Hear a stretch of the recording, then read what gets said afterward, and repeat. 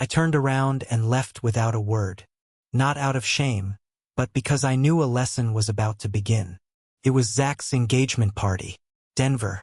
Some rooftop place downtown with tall heaters and white tablecloths. I flew in the night before, paid for my own hotel, wore the one good suit I own, a charcoal gray number that Nancy picked out for me 10 years ago. Still fits if I stand right. The whole room was curated like a magazine spread. Glass vases with floating candles. Jazz trio in the corner. Past hors d'oeuvres. Those little crackers topped with salmon mousse and mystery leaves. Everyone smiled like they were performing in a play that didn't have room for surprise guests. I spotted Zach and Casey near the center table. Her dress was the kind you only wear once. Silver gray, maybe blue in the right light. They were laughing with a pair of older folks, her parents, I assumed. I walked up, tried to time it so I wasn't interrupting. Stood there with a quiet smile, waiting for them to turn. Casey turned first. Her face changed the moment she saw me. Not startled, not confused, just displeased, like someone who found a stain on a borrowed coat. "You don't belong here," she said. I blinked. "Please leave the party." She said it flat, loud enough for people nearby to hear, loud enough for the music to pause in my mind, even if the band kept playing. I looked at my son, my only son. He didn't say anything, just looked down at the glass in his hand like it held the answer. So I left. Simple as that. Walked out slow, didn't hurry. Nobody stopped me. Nobody followed. Outside, the air was thin, a dusting of snow on the pavement. I buttoned my coat and stood for a minute beside the valet stand, breathing through my nose. You learn a lot in a moment like that. Not about other people, about yourself. I'm George Harrison, 61. I own a two-bay auto shop outside Boise, Idaho. Been there 24 years. It's not fancy, but the work's honest. I've had the same snap-on creeper since '97. Still rolls smooth. My wife, Nancy, died 5 years ago. Lung cancer, even though she never smoked. She was the steady one. People liked her right away. She had a way of making silence feel full, not awkward. Before she died, we sat in the hospital room for 3 days straight. She was lucid right up until the end. Wouldn't let the morphine take her mind. "If Zach ever forgets who lifted him up," she said, "don't lecture him. Show him." I nodded. Thought it was a figure of speech. Thought he wouldn't forget. Zach was the kind of kid who used to bring home wounded birds, fix broken latches on the fence, ask questions about everything. He was 6 when I let him help change the oil on the old Ford. Sat on a milk crate with a rag and pretended to be the crew chief. At 11, he rebuilt his first carburetor with some help. At 16, I gave him my '94 Chevy Silverado. Not new, but solid. He loved that truck. I paid for his college. Mechanical engineering. Didn't want him to come back and work in the shop. Told him to aim higher. I said, "Use your brain, son. That's the real tool." He got into CU Boulder. I co-signed his loans, then paid them off quietly after year 2. He never asked. I didn't expect him to. When he graduated, I drove 12 hours through a snowstorm to see him walk the stage. Got there with an hour to spare. Sat in the back row of the arena wearing a borrowed tie. He shook my hand afterward. Hugged me too. Said he was grateful. First job out of college was with some firm in Denver, solar panels, green energy systems.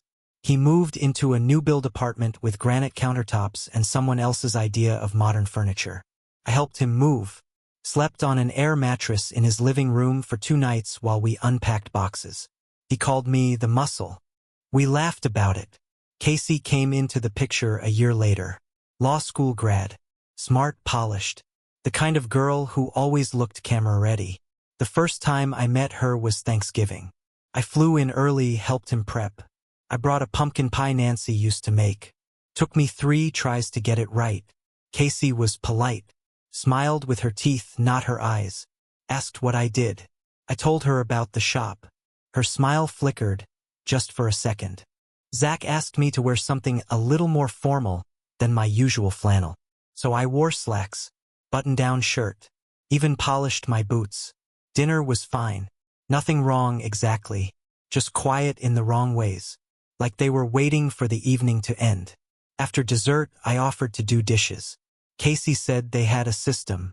I sat on the couch and watched them clean up, then flew home the next morning. I didn't see much of them after that. A call on my birthday, card at Christmas. No return visit. Still, I sent them money when he said they were saving for a house. 5 grand here, 10 grand there. Always called it a gift to keep the tone light. Never once heard thank you from her. That was okay. I didn't need it. When the engagement announcement came, I got a text. No call, no photo, just a short message from Zach. Casey said yes. We're planning a party in Denver next month. Hope you can make it. Hope, like it was a maybe. Still, I booked the flight, bought a decent bottle of scotch, rented a car, paid for my own hotel even though I knew they had a guest room. When I showed up at that party, rented tux, scotch in a gift bag, polished boots, I thought I was doing what a father's supposed to do. I thought I was walking into my son's life with pride. Instead, I got told to leave, by the woman he's marrying. While he said nothing, I took a cab back to the hotel, sat on the edge of the bed and untied my shoes like it was just another night. Put the bottle of scotch on the dresser. Didn't open it. At 3 a.m., I sat up in the dark and remembered Nancy's words. Don't lecture him. Show him. So I did what I always do when something breaks. I started thinking about how to fix it. Not for him. For me. Because there's a kind of peace that comes from drawing a clear line. And when someone crosses it, you don't raise your voice. You just make a choice. A week after the party, I called my financial advisor. Pull the plug on both education loans, I told him. Effective immediately. He paused. George, are you sure? That's a big move. I'm sure, I said. It's time they pay their dues. Zach's college tuition. Casey's law school. I covered more than they ever knew. Quietly, automatically. I never asked them for anything in return. Never even mentioned it. Until now. I'd set it up years ago, 2 separate trusts, drawn from the shop's reserve account. Legal, clean, silent. Payments scheduled monthly to avoid tax complications. It was something Nancy and I had discussed before her health failed. She didn't want Zach saddled with debt. She said, we'll cover what we can, so he can walk forward without chains. So we did. First his undergrad. Then, later, when Casey's name came up, Nancy said, she seems smart. If she's going to be part of his life, let's make sure she's equipped. That was Nancy. Generous without fanfare. After Nancy passed, I kept the payments going. Even increased the contribution when Zach was between jobs. I figured it was what a father did. Build the road, even if they don't see you laying bricks. Now, the road had ended. My advisor ran the numbers. Total outstanding balance they haven't covered yet is $318,000. If we dissolve the trust now, they'll receive notices of debt maturity in 30 days.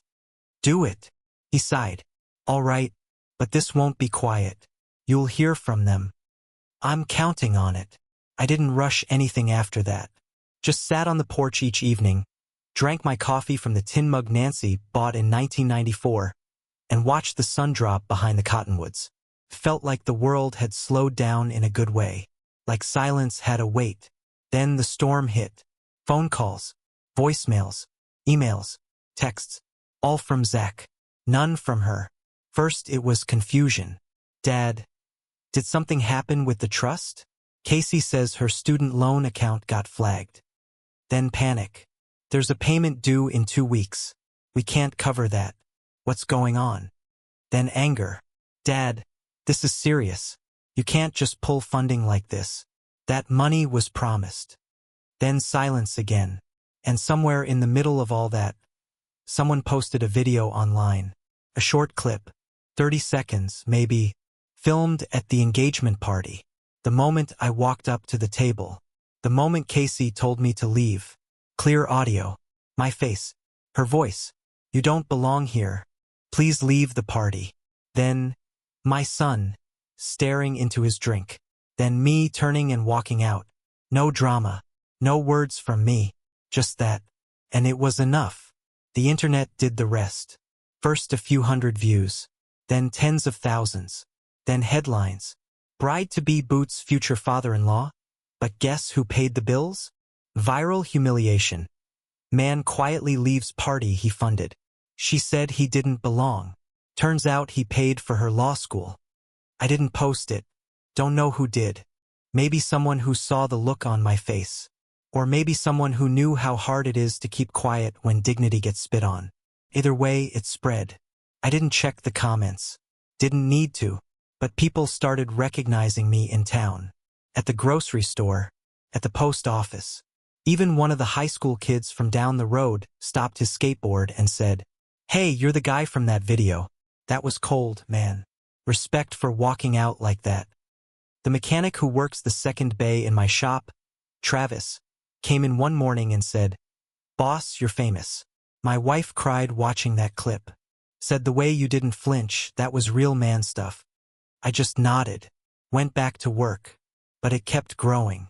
Casey lost her offer at the law firm. The same one she'd been bragging about in Zach's holiday newsletter. Corporate litigation. 6 figures. Gone. Someone in HR saw the video, apparently. Sent her a formal withdrawal letter. No explanation. Just, "We've decided to pursue other candidates." Zach tried to call. Left a long message. I didn't listen to most of it. Just caught the part where he said, "Everything's falling apart. Casey's crying every day. Her dad wants to meet with you." I texted back, "Too late for talks.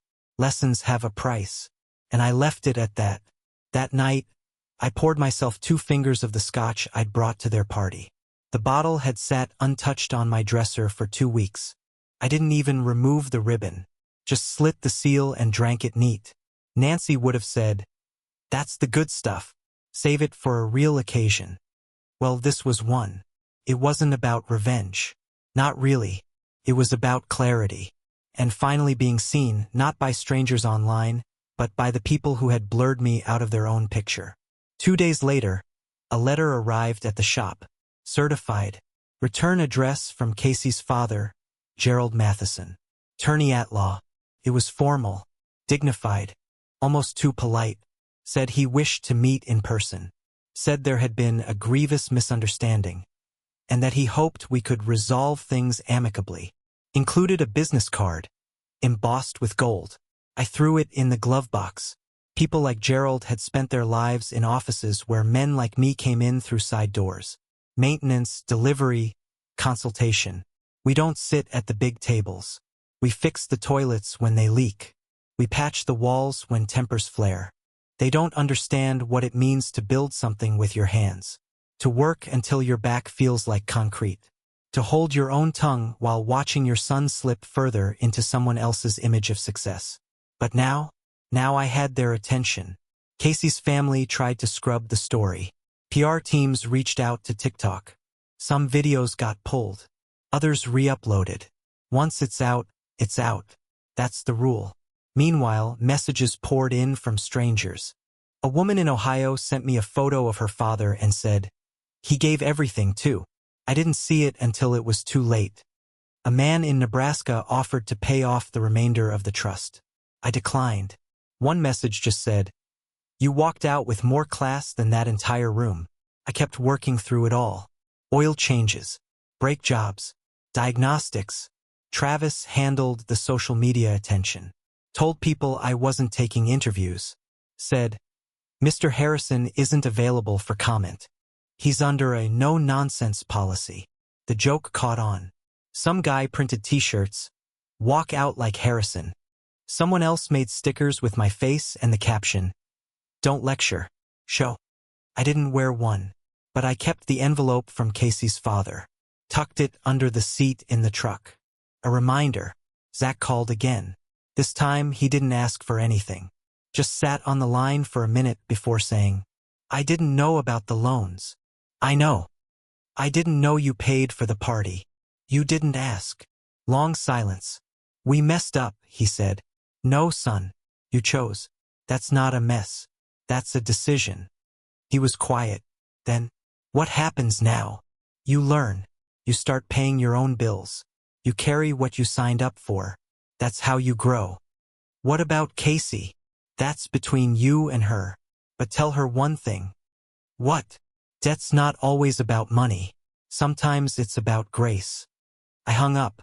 That night, the snow came heavy in Boise, covered everything in white, like a reset button.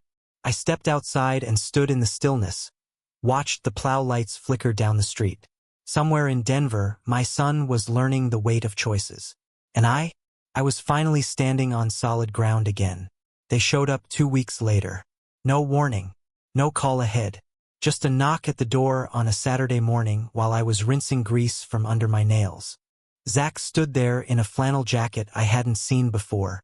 Looked like something a catalog stylist would call rugged. Casey was beside him, no makeup, hair pulled back, dark circles under her eyes. Her coat swallowed her frame. They looked like kids who'd taken a wrong turn and finally figured it out. "Can we come in?" Zach asked. I didn't move at first. Then I nodded, stepped aside. The living room was clean. I keep it that way. Couch Nancy picked out in '04. Photos on the wall, her, Zach at 10, the dog we buried behind the shop. The air still smelled like the coffee I'd brewed an hour earlier. They sat on the couch like it was a pew. Straight-backed, quiet. Casey spoke first. Her voice was small but steady. "Mr. Harrison, I was arrogant. I've lost everything. But worst of all, I lost the respect of the man who gave me everything." I said nothing, just watched her. She swallowed. "I didn't know about the loans, or the party, or the school payments. Zach told me, after everything. I never asked. I just assumed he'd earned it all himself." "You didn't ask because you didn't want to know," I said. Her shoulders tensed, then relaxed. She nodded. "I thought I was better than you," she said. I raised my eyebrows. "I saw your hands," she said, glancing at them. "The oil, the scars, the calluses. I thought those things meant you had nothing to offer me. But I was wrong." Still, I said nothing. Zach finally spoke. "Dad, I should have stopped her. That night, at the party." I froze. I was ashamed. Not of you, of myself. Because I knew what she said was wrong. And I didn't say a damn thing. I sat down in my chair by the window. Same spot I sat every night to read or watch the wind roll past the shop sign. "I brought something," I said, reaching to the table. I slid a folder across to them. Paper clipped. Clean. Labeled. They opened it. Inside, copies of transfers. Payment schedules. Account statements. Receipts for party vendors. Every dollar I'd spent on them. From the down payment on Zach's first car to the floral deposit for the engagement photographer. "This isn't revenge," I said. "It's just a receipt. For all the things you took for granted." Casey's eyes welled up. She didn't cry, not loudly. Just the kind of crying people do when something inside cracks open. Zach didn't reach for her hand.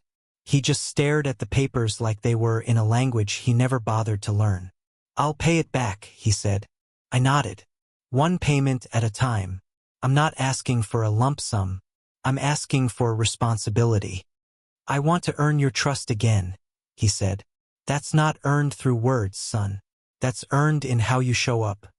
They left quietly. Casey looked back before stepping out the door. "Thank you for hearing us," she said. "Even when we didn't deserve it." I didn't answer, just closed the door gently behind them. 3 weeks later, a small white envelope arrived in the mail. No return address. Inside was a check. $187. Memo line, loan payment number 1. Folded with it was a handwritten note in blocky pen. It's not much, but this time it's honest. I pinned it to the fridge with Nancy's old ladybug magnet. Things didn't turn around overnight. That's not how these things go. But I started to hear from them again. Once a week, Zach would call. Not to ask for anything, just to talk. About the shop. About the old Silverado. About things that mattered to no one but him and me. He'd ask questions like he used to when he was a boy. What's the best way to flush a radiator? How do you know if a belt's going to go? I'd answer the same way I always had. Quietly. Directly. One sentence at a time. Casey got a job at a small legal clinic. Not the kind of place with glass walls and catered lunches. This was on the edge of town. Fluorescent lights, plastic chairs in the waiting room. But she stayed. Said she wanted to do something real. They married at a church near the highway. Not a destination wedding. Not a vineyard or a beachfront. Just a steeple and folding chairs and honest intentions. I sat next to her mother during the ceremony. The woman didn't look at me once. But after the vows, as we stood outside waiting for the couple to exit, she glanced down at my hands. Cracked, rough, oil-stained even after a fresh scrub. She said, almost a whisper, "Thank you, George. None of this would have happened without you." I nodded. After the reception, which was more potluck than plated, I started walking to my truck. Casey caught up to me. She handed me an envelope. This one cream-colored, with my name written in a careful hand. Inside, another check. Another note. Payment number 2. Thank you for building the road we walked. She hugged me. Not a long one. Not performative. Just 2 seconds that said everything she'd never said before. And that was enough. 2 months later, I heard from Zach again. This time it wasn't a call.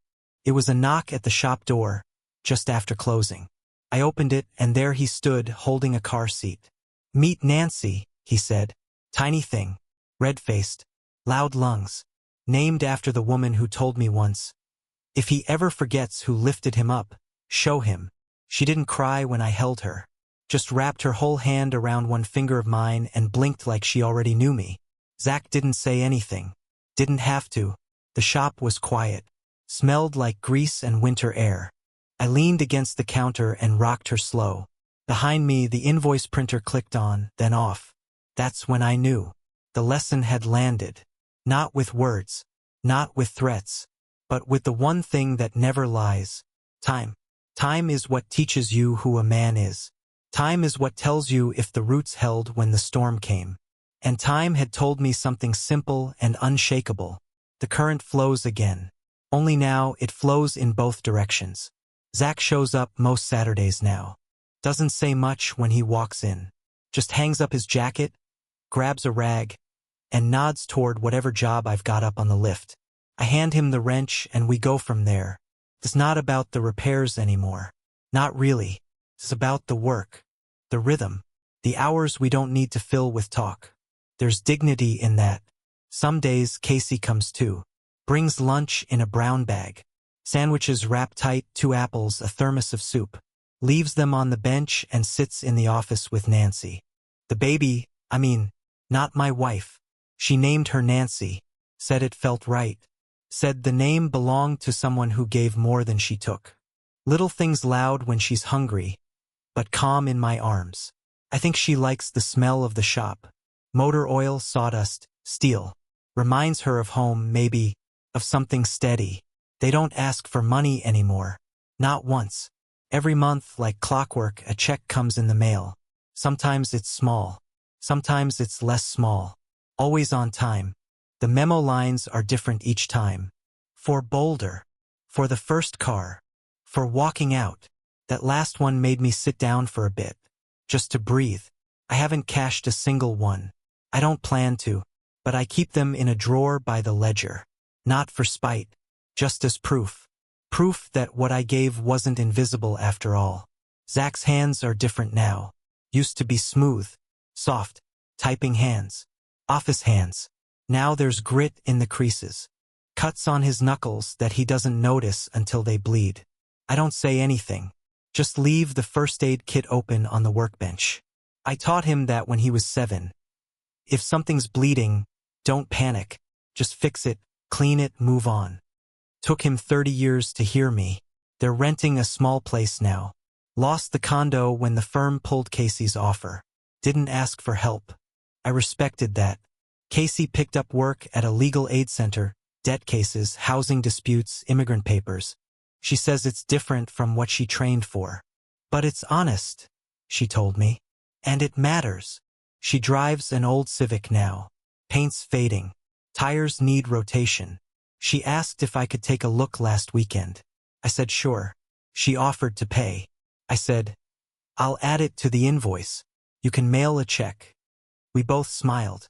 That's the way it is now. No more pretending. No more hollow thank yous.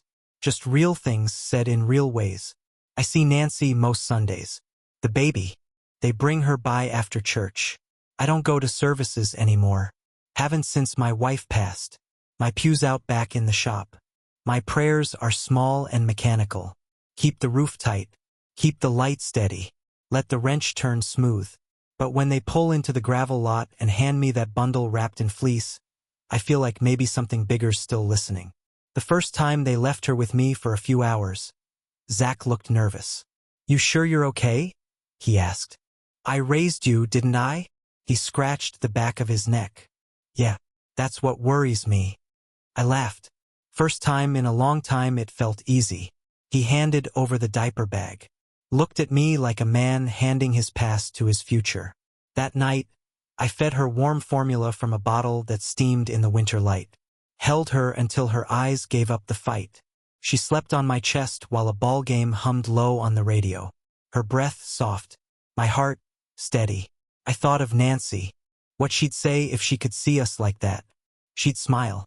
The small, secret one she used when things felt right again.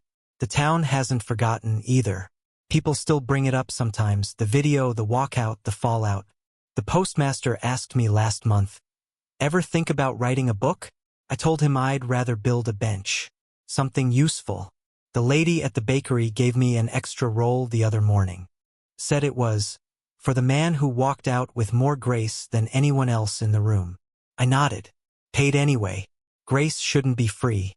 It should be chosen. Zach doesn't talk about the engagement party anymore. Doesn't try to explain it. Doesn't pretend it didn't happen. He just shows up. That's the thing about real apologies. They're not spoken once and forgotten. They're repeated every day. In action. In time. In presence. Casey never asks for forgiveness. But I see it in how she leans down to wipe the baby's chin. How she watches me work. How she never turns her back when she speaks to me now. She's learning. We all are. Last week, Zach asked if he could buy into the shop. "Not asking for a handout," he said. "Want to earn a stake, even if it takes 10 years. I looked at him a long time, thought about it. Told him we'd talk numbers next month. Told him to show up next Saturday at 7 sharp. Same as always. He nodded. "I'll be here." That night, I opened Nancy's cedar chest. Took out the old family Bible. Inside the cover, she used to keep clippings. Birth announcements. Obituaries. Report cards. I slipped in something new. A photo of baby Nancy, asleep in my arms. One of Zach, holding her with a look I hadn't seen since he was 10 and found a turtle by the lake. Then I closed the book. Some pages are finished. Others still being written. But the spine holds strong.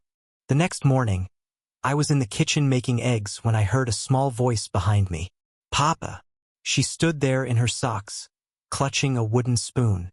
Casey must have dropped her off early on the way to work. I knelt down. "Hey, sweetheart."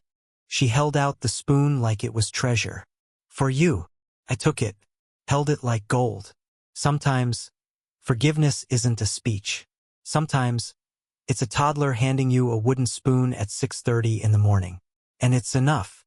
More than enough.